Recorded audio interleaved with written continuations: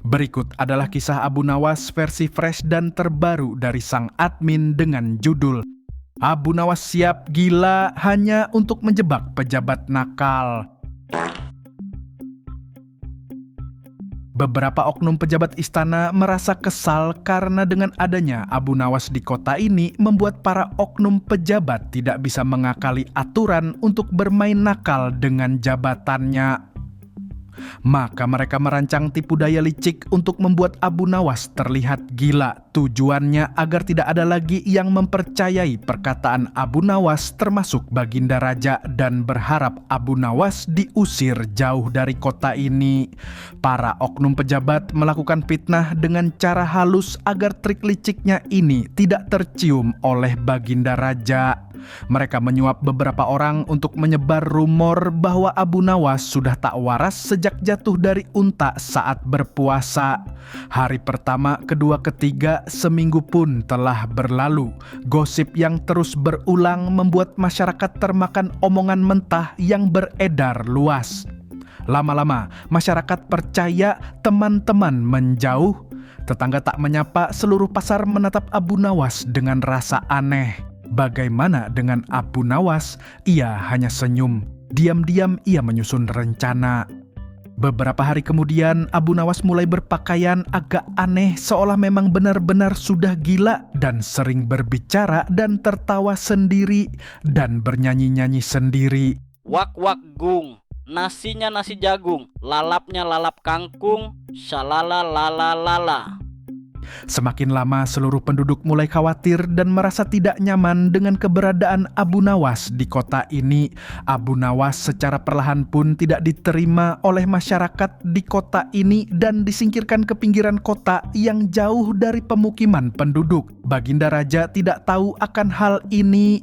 Semua rencana busuk oknum penajabat nakal sepertinya berjalan sesuai rencana dan memang sangat halus, sehingga tidak perlu lagi repot-repot mengusir Abu Nawas langsung karena para penduduk sendirilah yang telah mengasingkan Abu Nawas. Sementara itu, di istana para pejabat sedang rapat dengan raja untuk membahas rencana untuk merapikan pasar, membenahinya, dan memberi fasilitas gratis yang dibutuhkan oleh masyarakat agar aktivitas jual beli menjadi nyaman dan aman. Di saat inilah para oknum pejabat mulai beraksi untuk bertindak nakal. Tugas yang diamanahkan Baginda Raja untuk merapikan pasar malah dijadikan ladang bisnis untuk menindas dan memalak para penjual pasar. Para rakyat tidak bisa berbuat apa-apa dan hanya bisa patuh atas tindakan para oknum pejabat ini atau akan dihukum tidak boleh berjualan di pasar lagi.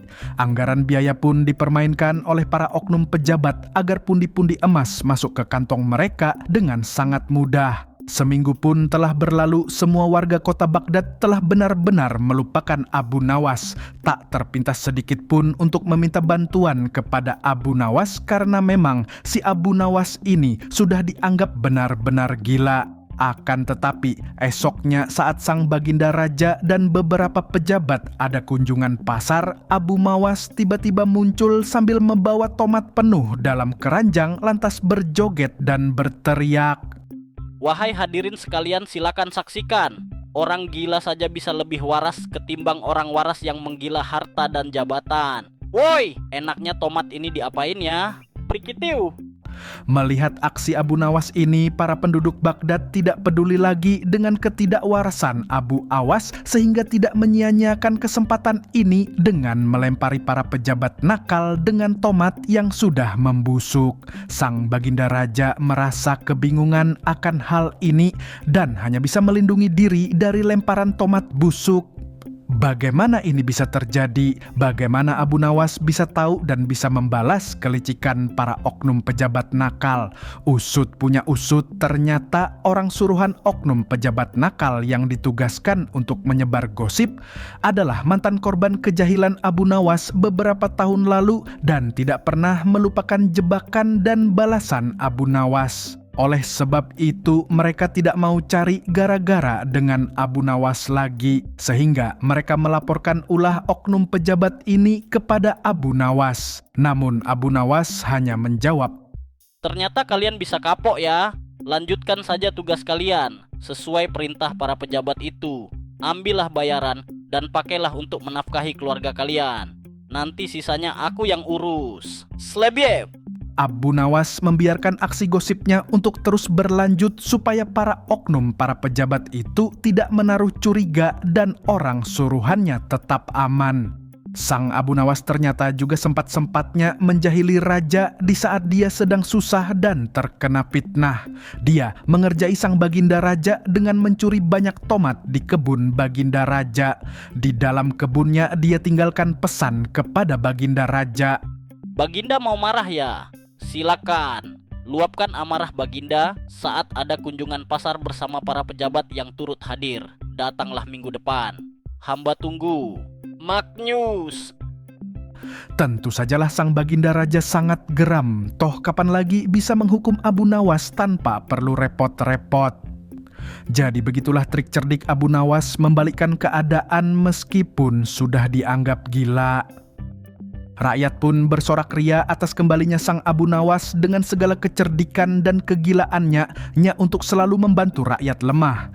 Raja pun meluapkan amarahnya secara penuh kepada para oknum pejabat nakal itu, melepas jabatannya dan menyita semua harta kekayaannya dan membagikannya kepada rakyat serta membiarkan rakyat terus meluapkan segala emosinya dengan melempari tomat busuk tanpa henti. Sambil nyelonong pulang, sang Abu Nawas juga masih saja sempat membisikkan kata-kata jahilnya kepada baginda raja. Cih, Baginda pasti berharap hamba mendapat hukuman ya. Lain waktu hamba akan menyerahkan diri secara sukarela untuk dihukum. Tapi, bohong, mamam tuh. Ngibrit, tamat. Orang waras aja kalau diganggu bisa kayak orang gila. Apalagi orang gila, Dul. Bisa lebih menggila lah. Apalagi ini si Abu Nawas yang warasnya aja udah kayak orang gila. Anjailah. Anjay!